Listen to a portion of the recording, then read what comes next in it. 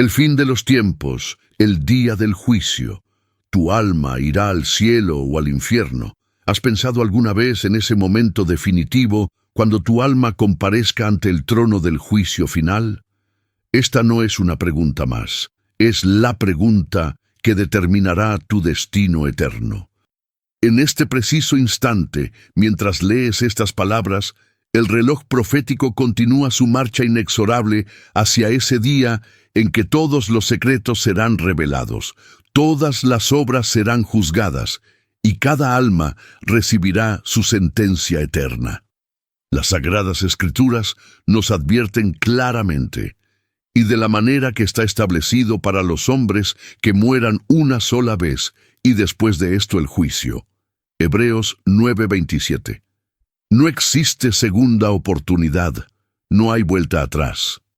El Apocalipsis describe vívidamente cómo los libros serán abiertos, incluyendo el libro de la vida, y aquellos cuyos nombres no estén escritos en él enfrentarán la segunda muerte, el lago de fuego eterno. Mientras tanto, los redimidos por la sangre del Cordero entrarán en la Nueva Jerusalén, donde no habrá más llanto, ni dolor, ni muerte. Pero antes de continuar revelando estas verdades bíblicas fundamentales, quiero pedirte algo muy importante. Deja tu petición de oración en los comentarios. Sí, escribe ahora mismo por qué necesitas que oremos por ti. La oración tiene poder transformador. Conecta nuestros corazones con el trono de gracia, y juntos como comunidad de fe, intercederemos por cada necesidad. Santiago 5:16 nos enseña que la oración eficaz del justo puede mucho. No olvides darle like a este video si el mensaje está tocando tu corazón, y suscríbete al canal activando la campanita para no perderte ninguna revelación bíblica que compartiremos. La noche cayó sobre Jerusalén como un manto de terciopelo negro, pero esta no era una noche cualquiera. En el aire flotaba una tensión inexplicable, como si el universo entero contuviera la respiración. Miguel caminaba por las calles empedradas, sus pasos resonando en el silencio sepulcral que envolvía la ciudad. Era un hombre común, carpintero de profesión, padre de 3 hijos, esposo devoto. Pero en su pecho latía un corazón dividido entre la fe y la duda, entre el amor y el temor, entre la esperanza y la desesperación. Aquella mañana había comenzado como cualquier otra. El sol se alzó sobre el monte de los Olivos, bañando la ciudad con su luz dorada. Miguel trabajaba en su taller, sus manos expertas moldeando la madera, mientras su mente vagaba por preocupaciones terrenales. Las deudas que se acumulaban, la enfermedad de su hijo menor, las tentaciones que lo asediaban cada día. No sabía que en pocas horas todo lo que conocía llegaría a su fin. No sabía que el tiempo mismo estaba a punto de detenerse, que la eternidad estaba a punto de irrumpir en la historia humana. El primer signo apareció al mediodía. El sol, en pleno cenit, comenzó a oscurecerse sin que ninguna nube lo cubriera. Los pájaros dejaron de cantar. Los perros aullaron lastimeramente antes de esconderse. Los niños lloraron sin consuelo en los brazos de sus madres. Y entonces, como un trueno que surge del centro mismo de la tierra, resonó una voz que sacudió los cimientos del mundo. Pueblos y naciones, almas que alguna vez caminaron sobre la tierra, levántense, el día del juicio ha llegado. Miguel cayó de rodillas, su corazón martilleando contra su pecho como si quisiera escapar. A su alrededor, la ciudad entera se paralizó. Los mercaderes abandonaron sus puestos, los sacerdotes salieron corriendo del templo, los soldados romanos soltaron sus espadas. Todos miraban hacia el cielo que se abría como un pergamino que se enrolla, revelando una realidad que ningún ojo humano había contemplado jamás. En ese momento, Miguel recordó cada decisión de su vida. Recordó aquella vez que había engañado a un cliente cobrándole de más por un trabajo.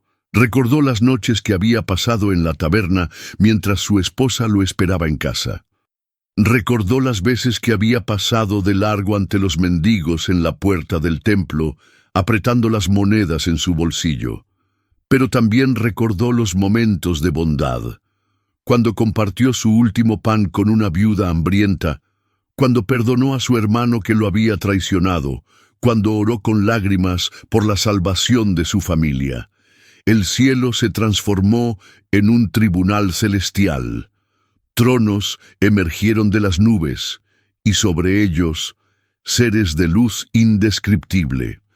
En el centro, un trono más grande que todos los demás, emanando una luz tan pura que hacía que el sol pareciera una vela moribunda.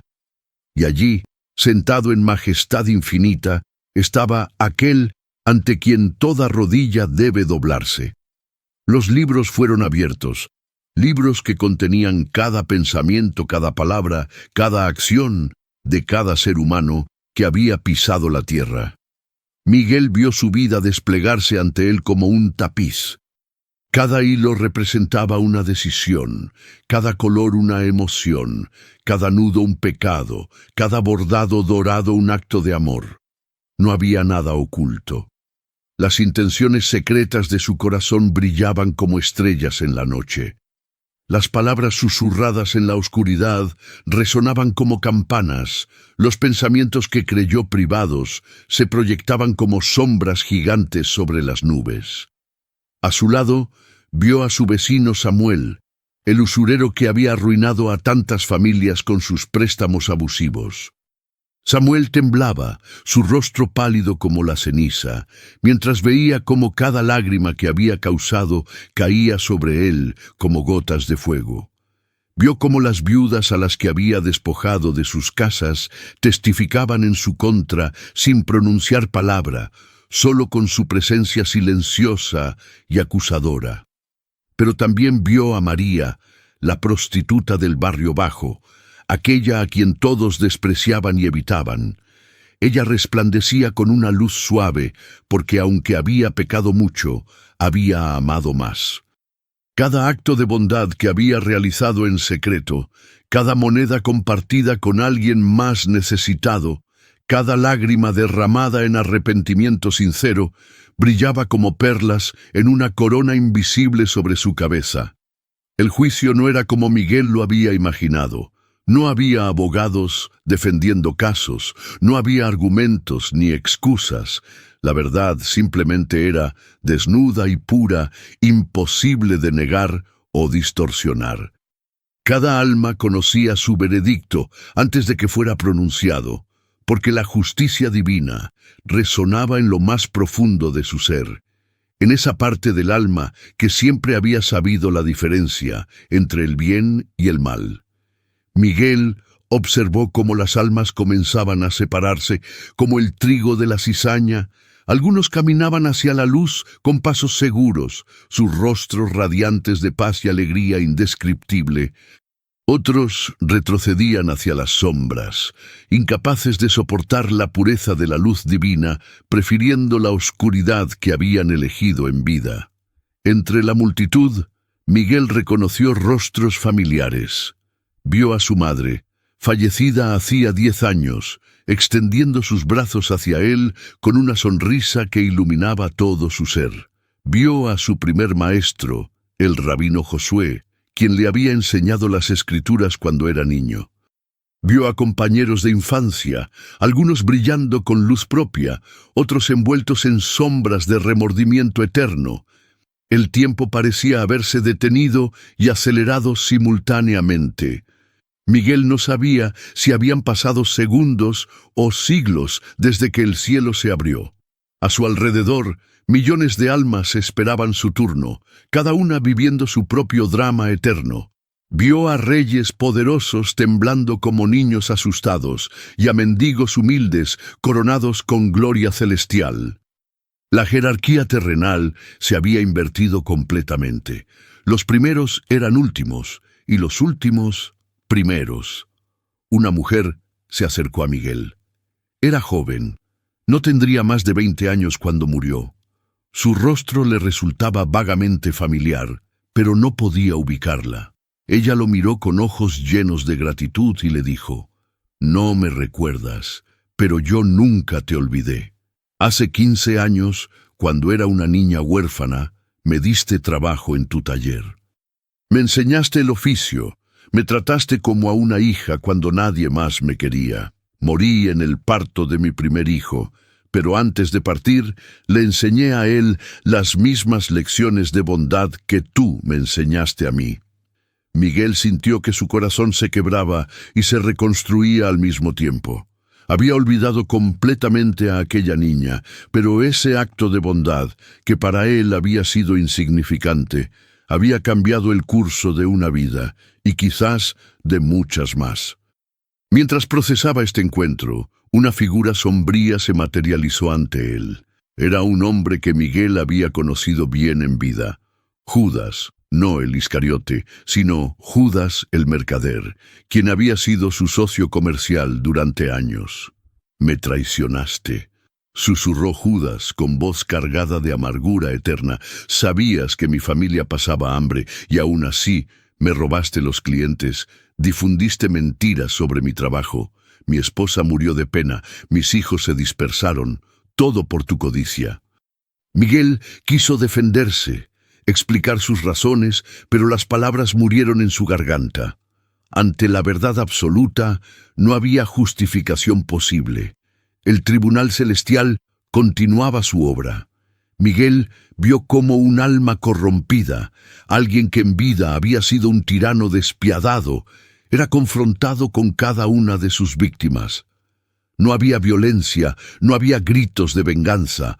Solo la presencia silenciosa de aquellos a quienes había dañado era suficiente tormento. El tirano se retorcía como si estuviera en llamas, pero el fuego no venía de fuera, sino de dentro, del reconocimiento tardío e irreversible de la monstruosidad de sus actos. En contraste, vio a un hombre simple, un barrendero que todos habían ignorado en vida. Este hombre resplandecía como un sol.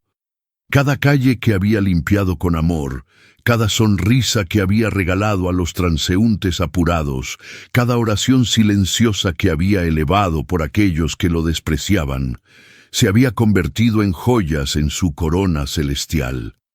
Los ángeles lo recibieron con cantos de alabanza, y él, que nunca había entrado a los palacios terrenales, fue escoltado hacia las mansiones eternas.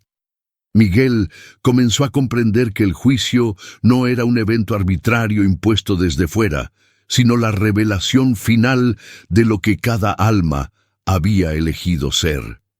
El cielo y el infierno no eran destinos asignados caprichosamente, sino el resultado natural de una vida vivida en amor o en egoísmo, en luz o en oscuridad, en verdad o en mentira. Un niño se acercó corriendo hacia él. Era su hijo menor, el que había muerto de fiebre 3 años atrás. «Papá», gritó el niño con alegría infinita, «te he estado esperando. Aquí no hay dolor, no hay lágrimas, solo amor, papá, solo amor». Miguel lo abrazó, y en ese abrazo sintió un anticipo del cielo.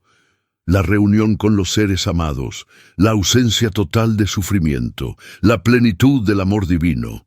Pero el juicio continuaba, implacable y perfecto. Miguel vio cómo las obras secretas salían a la luz.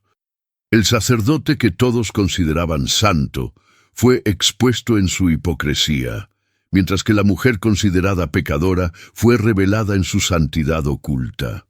Los ricos, que habían dado limosnas para ser vistos, recibieron su recompensa, el aplauso vacío de la eternidad. Los pobres que habían compartido su escasez con otros aún más necesitados, fueron coronados con gloria imperecedera.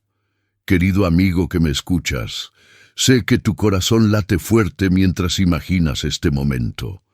Sé que quizás sientes miedo o tal vez esperanza.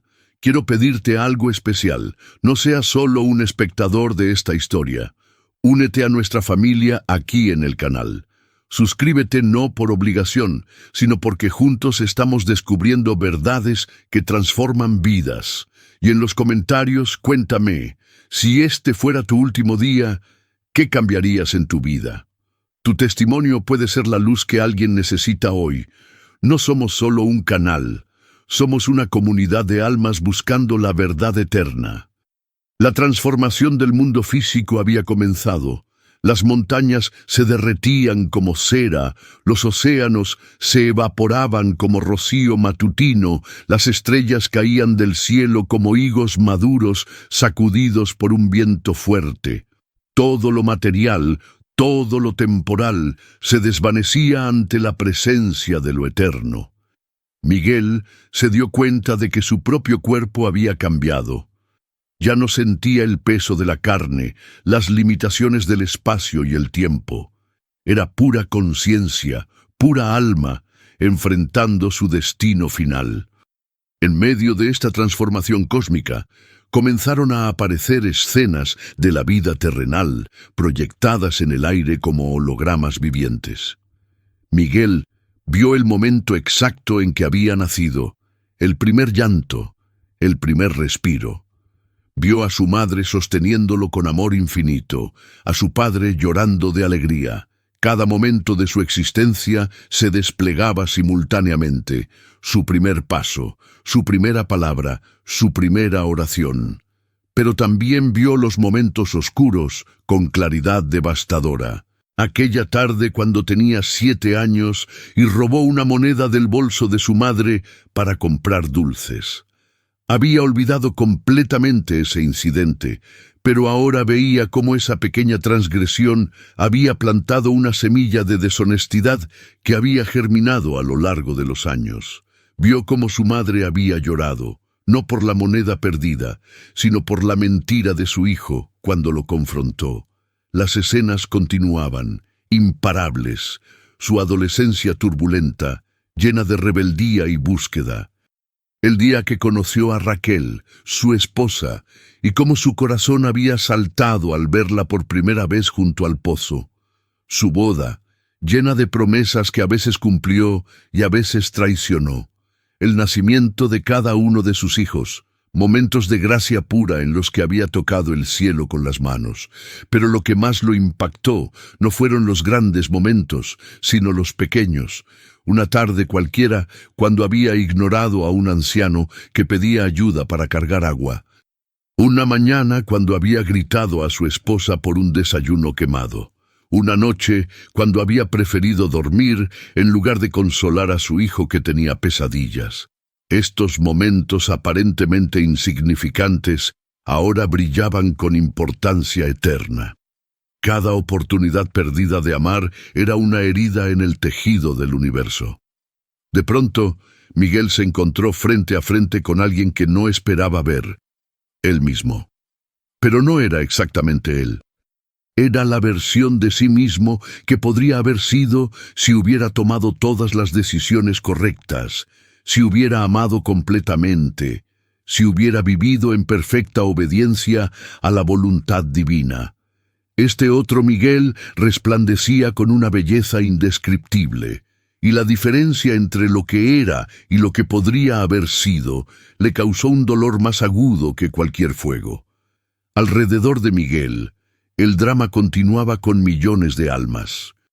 Vio a un soldado romano que había crucificado a cientos de personas encontrarse cara a cara con cada una de sus víctimas, pero en lugar de maldecirlo, muchos de ellos lo perdonaban, y cada perdón era como un bálsamo sobre las heridas de su alma.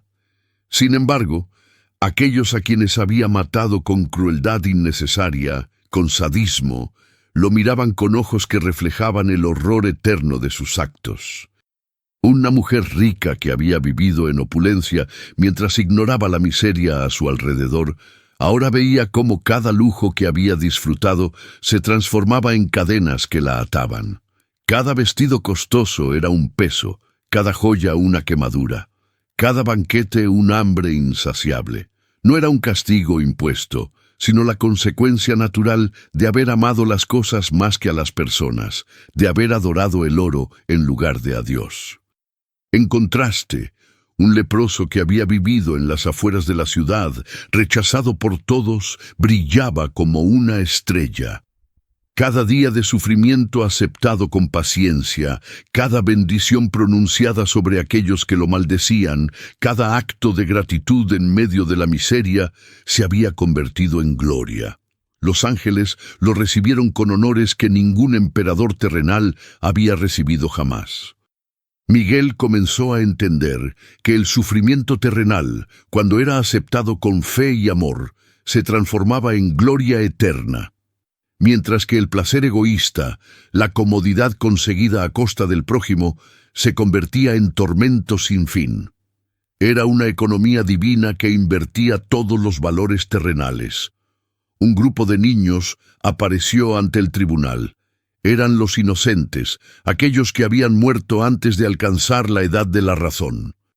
No había juicio para ellos, solo acogida inmediata en el seno divino.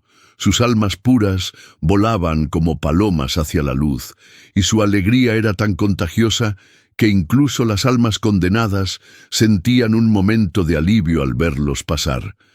El momento decisivo se acercaba para Miguel. Podía sentirlo en cada fibra de su ser espiritual. Las multitudes a su alrededor comenzaban a desvanecerse y se encontró solo ante el trono de luz. No había escapatoria, no había excusas, solo la verdad desnuda de su existencia frente a la santidad absoluta. En ese instante comprendió lo que significaba el temor de Dios. No era miedo al castigo, sino la conciencia abrumadora de la propia pequeñez ante la grandeza infinita, de la propia oscuridad ante la luz perfecta. Una voz resonó, no desde el trono, sino desde dentro de su propio ser, como si su alma conociera su veredicto antes de que fuera pronunciado. Miguel, hijo de Abraham, hijo de la promesa, ven y da cuenta de tu mayordomía. No era una voz amenazante, sino infinitamente triste, como la de un padre que debe disciplinar a un hijo amado. Las imágenes de su vida comenzaron a pasar nuevamente, pero esta vez no como una película externa, sino como experiencias revividas. Miguel no solo vio sus pecados, los sintió desde la perspectiva de aquellos a quienes había dañado. Sintió el hambre del mendigo al que había ignorado, la humillación del aprendiz al que había maltratado, la soledad de su esposa cuando la había abandonado emocionalmente. Cada dolor causado lo atravesaba como una espada. Pero también experimentó el otro lado. Sintió la alegría de la viuda cuando le había dado trabajo en su taller, la gratitud del extranjero al que había acogido en su casa, el amor de sus hijos cuando les había enseñado a orar. Cada acto de bondad florecía en su alma como flores en el desierto. Se dio cuenta de que el juicio no era una balanza que pesaba el bien contra el mal, sino una revelación de lo que había elegido ser, un alma orientada hacia el amor o hacia el egoísmo. He pecado, confesó Miguel, y con esas palabras sintió que se liberaba de un peso que había cargado toda su vida sin saberlo. He pecado contra el cielo y contra mis hermanos. No merezco ser llamado hijo tuyo. La confesión no era forzada, brotaba naturalmente de la confrontación con la verdad absoluta. Entonces ocurrió algo inesperado. Del trono de luz surgió una figura que Miguel reconoció inmediatamente, aunque nunca la había visto con sus ojos mortales. Era el Redentor, el prometido, el Cordero que quita el pecado del mundo. Sus manos mostraban las marcas de los clavos, su costado la herida de la lanza. Pero estos signos de sufrimiento brillaban como joyas, transformados en símbolos de gloria. «Miguel», dijo el Redentor con una voz que era simultáneamente trueno y susurro, poder y ternura, «¿me amas?». La pregunta era simple, pero contenía el peso de la eternidad. Miguel recordó todas las veces que había proclamado su fe en la sinagoga, todos los salmos que había recitado, todos los sacrificios que había ofrecido en el templo. Pero ahora, ante la presencia real del Divino, Todas esas prácticas religiosas parecían cáscaras vacías. «Señor», respondió Miguel con lágrimas que no sabía que un alma pudiera derramar, «tú sabes todas las cosas. Tú sabes que mi amor ha sido imperfecto, mezclado con egoísmo y temor. Pero sí, te amo. Quisiera haberte amado más, mejor, pero con este pobre amor que tengo te amo». Era la confesión más honesta que había hecho en su existencia.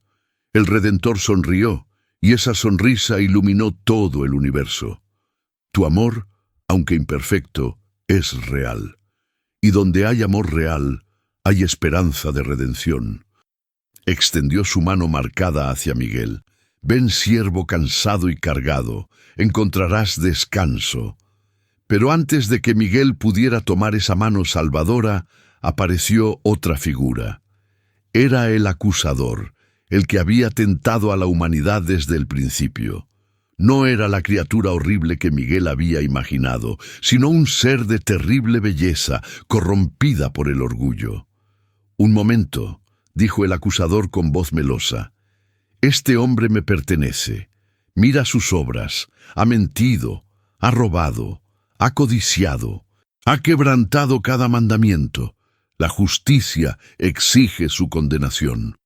Mi querida familia que me acompaña en este viaje espiritual, necesito detenerme un momento para hablar directamente a tu corazón. Sé que mientras escuchas esta historia, tu alma se está moviendo, quizás recordando momentos de tu propia vida. No estás aquí por casualidad. Hay algo que necesitas escuchar, algo que tu espíritu está buscando. Por favor, no seas un extraño en esta comunidad. Suscríbete al canal, activa la campanita, porque cada semana exploramos juntos estos misterios que tocan lo más profundo de nuestro ser. Y ahora te hago una invitación muy especial. En los comentarios, comparte conmigo qué es lo que más pesa en tu corazón. ¿Qué decisión del pasado te gustaría cambiar? No para juzgarte, sino para orar juntos, para sanar juntos. Porque aquí no somos audiencia, somos familia. Somos peregrinos en el mismo camino hacia la eternidad. Tu historia importa, tu voz es necesaria en este coro de almas que buscan la verdad. El acusador desplegó ante el tribunal celestial un pergamino que parecía no tener fin. En él estaban escritos todos los pecados de Miguel, desde el más pequeño hasta el más grave. Cada mentira piadosa, cada pensamiento impuro, cada oportunidad perdida de hacer el bien. La lista era abrumadora, y Miguel sintió que su alma se hundía en un pozo de desesperación. ¿Cómo podría alguien tan manchado entrar en la presencia de la santidad absoluta? Pero el Redentor dio un paso adelante. «Es cierto», dijo con voz que resonaba con autoridad infinita, «Miguel ha pecado. Todos han pecado y están destituidos de la gloria de Dios. Pero yo no vine a llamar a justos, sino a pecadores al arrepentimiento. Y este hombre, con todas sus fallas, ha creído en mí. Ha tropezado 1000 veces, pero 1000 veces se ha levantado buscando mi rostro». El acusador no se dio por vencido. «La fe sin obras es muerta. Mira sus obras. Por cada acto de bondad hay 10 de egoísmo. Por cada oración sincera hay 100 momentos de olvido de Dios. La balanza se inclina claramente hacia la condenación». Su argumento era lógicamente impecable, y Miguel sabía que era verdad. Si la salvación dependiera de sus méritos, estaba perdido. Entonces el Redentor hizo algo que estremeció todo el cosmos. Se quitó su manto de luz y lo colocó sobre los hombros de Miguel. Inmediatamente Miguel sintió una transformación. Los pecados que lo manchaban fueron cubiertos, no eliminados como si nunca hubieran existido, sino perdonados, redimidos, transformados en testimonios de la gracia divina. «Padre», dijo el Redentor, «acepta a este hijo pródigo no por sus méritos, sino por los míos. Yo he pagado el precio de su redención con mi sangre». El acusador retrocedió, furioso pero impotente. Esto no es justo, Siseo. La justicia exige castigo por el pecado. Y el Redentor respondió, la justicia ha sido satisfecha. Yo tomé su castigo. El amor ha triunfado sobre el juicio, la misericordia sobre la condenación, porque Dios no envió a su Hijo al mundo para condenar al mundo, sino para que el mundo sea salvo por él. Miguel cayó de rodillas, abrumado por una gratitud que no podía expresar con palabras. Entendió en ese momento lo que significaba la gracia, el regalo inmerecido de la salvación, el amor que trasciende toda comprensión humana, la misericordia que es nueva cada mañana. No era que sus pecados no importaran, sino que el amor divino era más grande que todos ellos juntos. A su alrededor, escenas similares se desarrollaban con otras almas.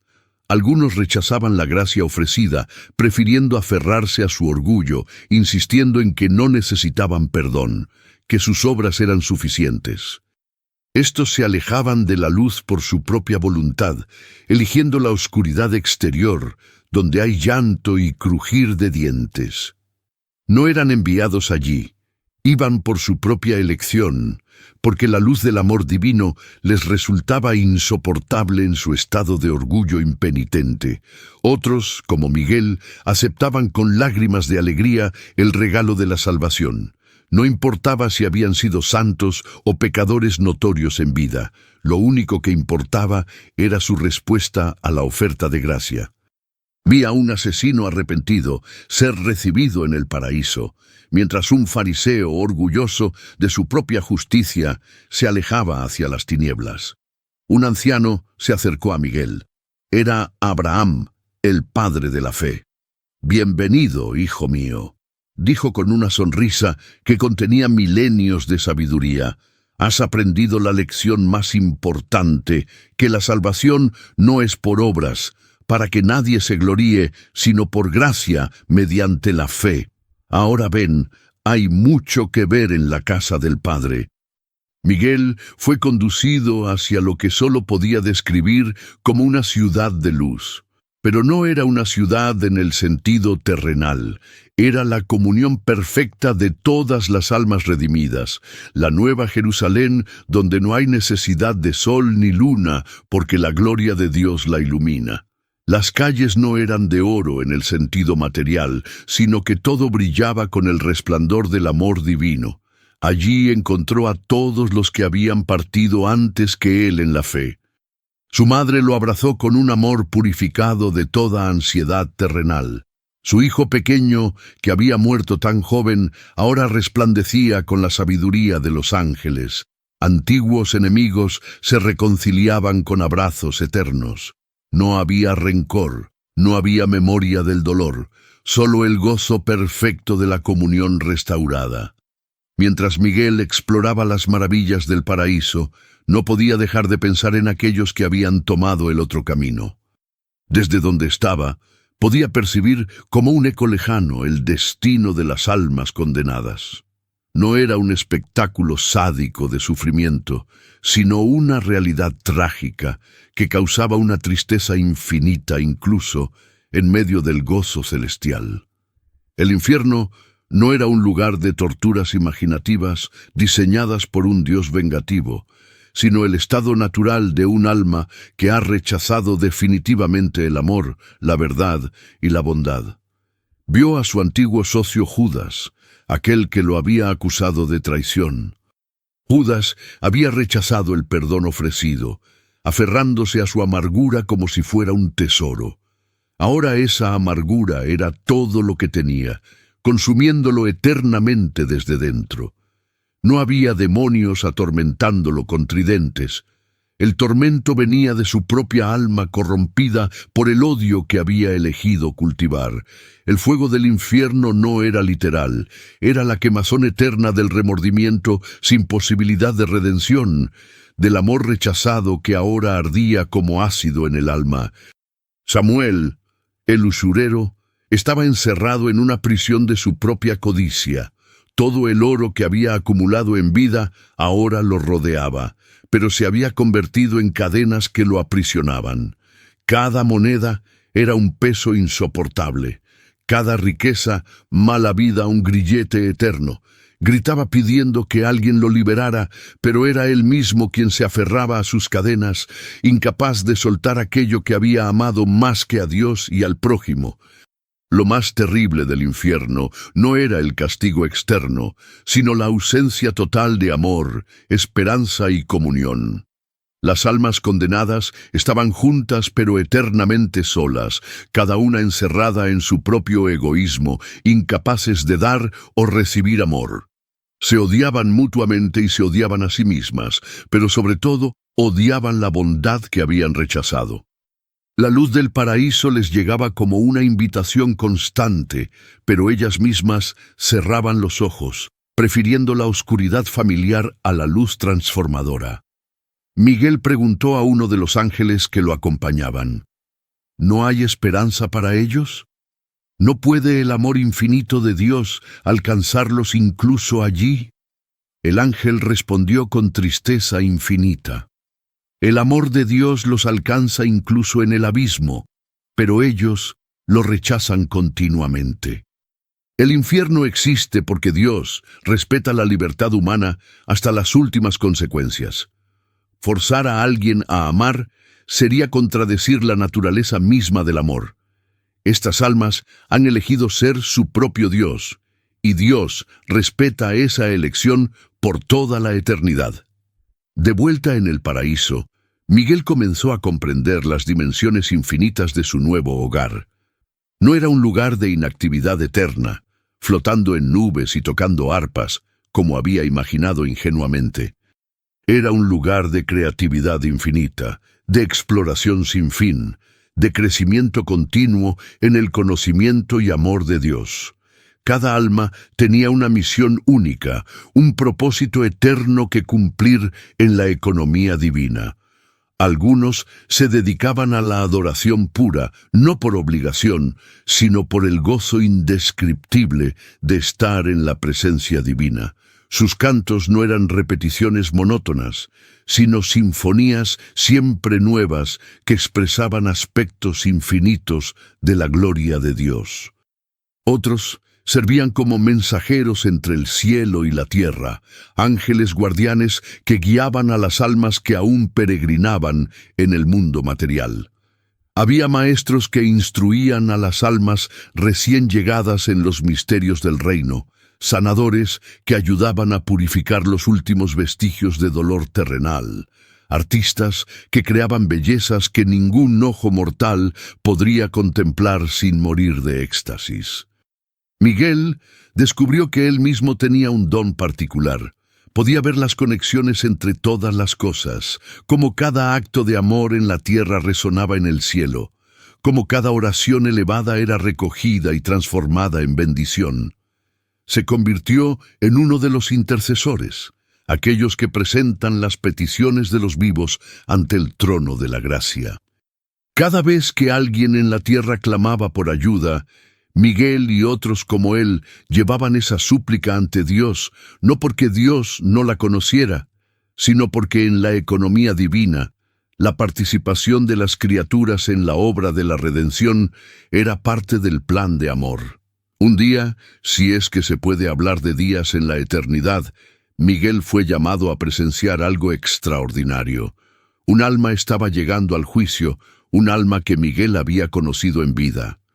Era su hijo mayor, ahora anciano, que había vivido décadas después de la partida de Miguel. El reencuentro fue indescriptible. Todas las palabras no dichas, todos los perdones no pedidos, todos los abrazos no dados, se cumplieron en un instante eterno. El hijo de Miguel, ahora llamado Miguel el joven para distinguirlo, traía noticias del mundo que había dejado atrás. La tierra había continuado su curso, generaciones habían nacido y muerto, imperios habían surgido y caído. Pero en medio de todos los cambios temporales, la misma drama eterna continuaba. Almas eligiendo entre la luz y la oscuridad, entre el amor y el egoísmo, entre Dios y el yo. Miguel el joven contó cómo había vivido intentando honrar la memoria de su padre, pero también cómo había cometido sus propios errores, algunos similares, otros diferentes. Había momentos de los que se enorgullecía, cuando había defendido a un inocente acusado injustamente, cuando había compartido su última comida durante una hambruna, cuando había perdonado al hombre que había matado a su hijo en una riña. Pero también había sombras, años de resentimiento hacia su padre por morir tan joven, momentos de dureza con sus propios hijos, decisiones tomadas por miedo en lugar de por fe. El juicio de Miguel el joven fue diferente al de su padre, porque cada alma es única y su relación con lo divino es personal e intransferible. Pero el resultado fue el mismo. La gracia triunfó sobre el juicio, el amor sobre la ley. Padre e hijo se reunieron en el paraíso, y con ellos generaciones de su linaje que habían mantenido la fe a través de los siglos. En el paraíso, Miguel aprendió que el tiempo no funcionaba como en la tierra. Podía experimentar simultáneamente el pasado, presente y futuro. Vio el principio de la creación, cuando Dios dijo, «Hágase la luz», y la luz se hizo. Vio el jardín del Edén en su gloria original. Entendió la tragedia de la caída y el precio terrible del pecado. Vio también el plan de redención desplegándose a través de las edades, los patriarcas, los profetas, la encarnación del Verbo, la cruz, la resurrección. Pero también vio el futuro, o lo que desde la perspectiva terrenal sería el futuro. Vio el fin de los tiempos, cuando el último ser humano hiciera su elección final, cuando el libro de la historia se cerrara y comenzara la eternidad plena. Vio la renovación de todas las cosas, cielos nuevos y tierra nueva, donde la justicia mora. Vio cómo todo el sufrimiento de la historia humana sería redimido, cómo cada lágrima tendría sentido en el gran tapiz de la providencia divina. Una revelación particularmente impactante fue entender cómo cada decisión humana, por pequeña que pareciera, tenía repercusiones eternas. Un vaso de agua dado a un sediento podía iniciar una cadena de bondad que salvara miles de almas. Una palabra cruel podía sembrar amargura que se multiplicaría por generaciones. Nada era insignificante en la economía divina. Cada momento era una oportunidad para la eternidad. Miguel también aprendió sobre los misterios del sufrimiento. Vio cómo el dolor que había parecido sin sentido en la tierra tenía propósito en el plan divino. No que Dios causara el sufrimiento, sino que podía transformar incluso el mal más terrible en bien. Vio cómo su propio hijo pequeño, cuya muerte había casi destruido su fe, había sido instrumento de salvación para muchos. El testimonio de fe de Miguel y su esposa durante ese tiempo oscuro había tocado corazones que de otra manera habrían permanecido cerrados a Dios. En el paraíso había una biblioteca infinita donde se guardaban todas las historias de todas las almas. Miguel podía leer la vida de cualquier persona que hubiera existido, entender sus luchas, sus victorias, sus derrotas. Leyó sobre santos que nunca fueron canonizados, héroes que nunca fueron reconocidos, mártires cuyo sacrificio fue conocido solo por Dios. Cada historia era única, pero todas compartían el mismo tema fundamental, la búsqueda del amor verdadero, la sed de lo infinito que solo Dios podía saciar. Había también lugares de belleza indescriptible, jardines donde cada flor cantaba alabanzas, montañas cuyas cimas tocaban dimensiones que el ojo humano no podía percibir, océanos de luz líquida donde las almas podían sumergirse y emerger renovadas. La música no era solo sonido, sino color, textura, emoción y pensamiento unidos en sinfonías que contaban la historia del amor divino. El arte no era estático, sino vivo. Cada pintura era una ventana a realidades infinitas. Cada escultura respiraba con vida propia. En la culminación de su viaje por las realidades eternas, Miguel fue llevado ante la presencia misma de Dios. No era un encuentro que pudiera describirse con palabras humanas.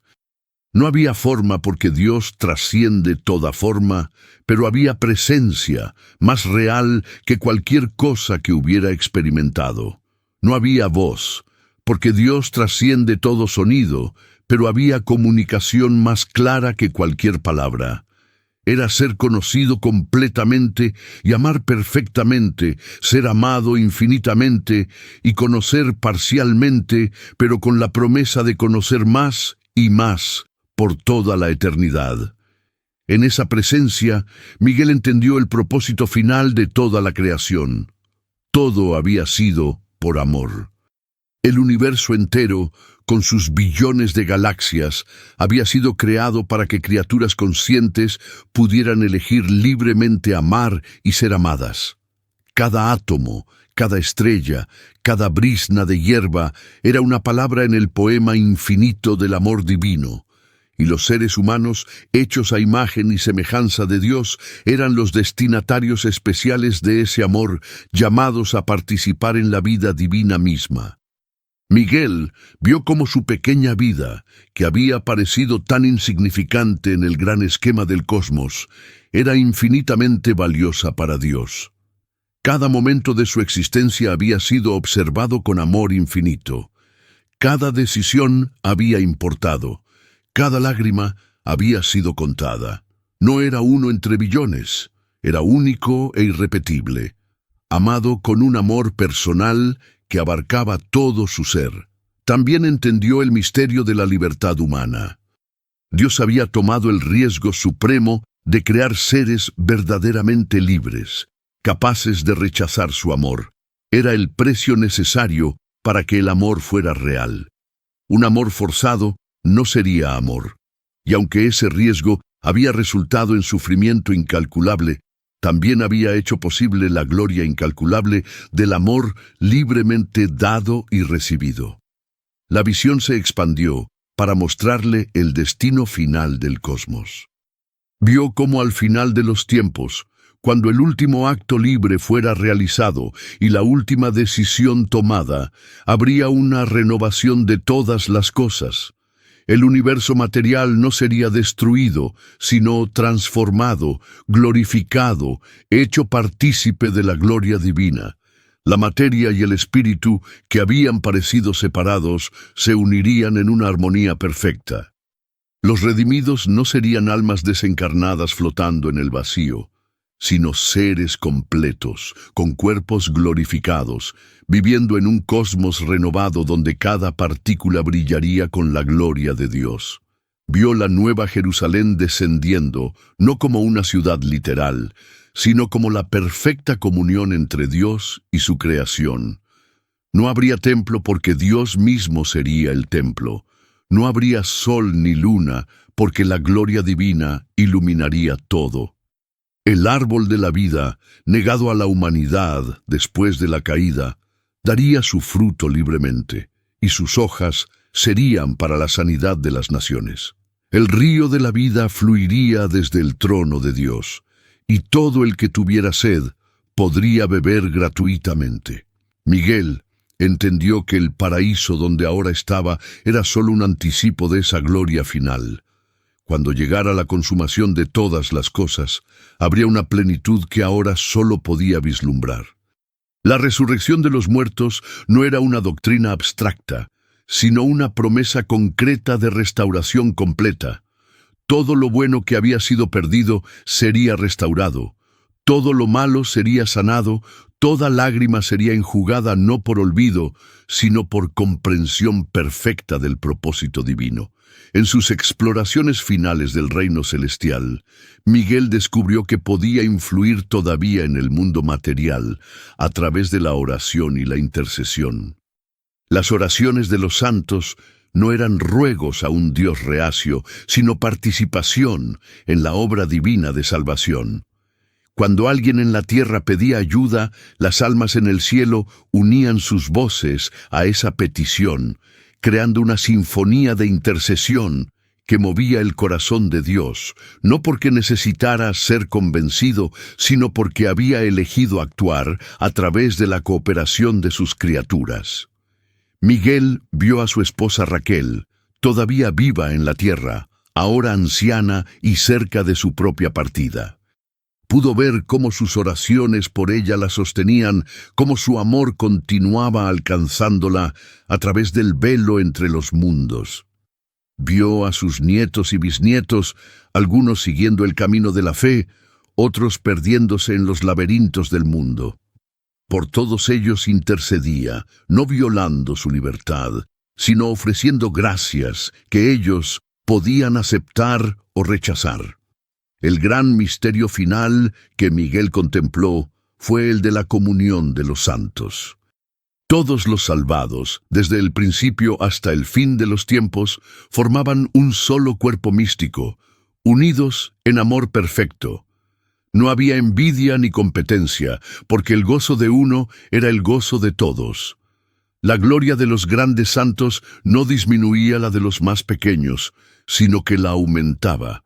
Era una sinfonía donde cada nota era esencial, un tapiz donde cada hilo era necesario. Y así, Miguel encontró su lugar en la eternidad. No como había imaginado, flotando pasivamente en nubes, sino como participante activo en el drama continuo de la redención. Cada día, si es que podemos hablar de días en la eternidad, traía nuevas revelaciones, nuevos gozos, nuevas profundidades de amor para explorar. La eternidad no era un tiempo interminable, sino una calidad de existencia donde cada momento contenía infinitud. El mensaje final que Miguel entendió, y que de alguna manera podía transmitir a aquellos que todavía peregrinaban en la tierra, era simple pero revolucionario. Cada momento importa, cada decisión cuenta, cada acto de amor es eterno. El juicio final no es una amenaza arbitraria de un Dios vengativo, sino la revelación final de lo que cada alma ha elegido ser. Y hasta el último momento de la vida terrenal, la gracia está disponible, el perdón es posible, el amor divino espera con brazos abiertos. La historia de Miguel terminaba y comenzaba al mismo tiempo. Terminaba su peregrinaje terrenal y comenzaba su aventura eterna. Y en algún lugar del tiempo, otras almas estaban tomando las mismas decisiones, enfrentando las mismas tentaciones, recibiendo las mismas gracias. El drama continúa hasta que llegue el día, cuando el tiempo se detenga y la eternidad plena comience. Hasta entonces, cada alma debe elegir su destino, paso a paso, decisión por decisión, momento a momento, escribiendo con sus actos la historia de su eternidad. Amado hermano, amada hermana, si has llegado hasta este momento final del video, es porque algo muy especial ha sucedido en tu corazón durante estos minutos que compartimos juntos. No fue casualidad que hayas permanecido hasta aquí, fue una cita divina entre tu alma y el mensaje que Dios tenía preparado específicamente para ti el día de hoy. Cada palabra, cada imagen, cada verdad compartida fue sembrada en el terreno fértil de tu espíritu, y ahora es el momento de que esa semilla germine y produzca fruto abundante en tu vida. Quiero pedirte algo muy importante, algo que va más allá de un simple comentario. Escribe debajo de este video, sentí la voz de Dios en este video, y comparte con nuestra comunidad de fe cómo exactamente este mensaje tocó las fibras más íntimas de tu ser. Cuéntanos qué parte específica habló directamente a tu situación actual, qué revelación recibiste, qué decisión has tomado después de escuchar estas verdades eternas. Tu testimonio no es solo un comentario más, es una declaración de fe que puede ser el faro de esperanza que otro hermano necesita leer justo en su momento de oscuridad. No olvides suscribirte a nuestro canal y activar la campanita de notificaciones. porque cada semana traemos mensajes frescos del cielo, revelaciones bíblicas profundas y palabras de edificación que transformarán tu caminar espiritual. Tu like no es simplemente un apoyo al canal, es tu manera de decir amén a este mensaje. Es tu forma de sembrar en este ministerio digital que alcanza almas en todos los rincones del mundo. Antes de partir, mira el próximo video que aparece en tu pantalla, porque si este mensaje te bendijo, el siguiente llevará tu espíritu a dimensiones aún más profundas de la verdad divina. Que el Señor derrame sobre tu vida bendiciones sobrenaturales, que abra puertas que ningún hombre puede cerrar, que sane toda herida y restaure todo lo que el enemigo ha robado.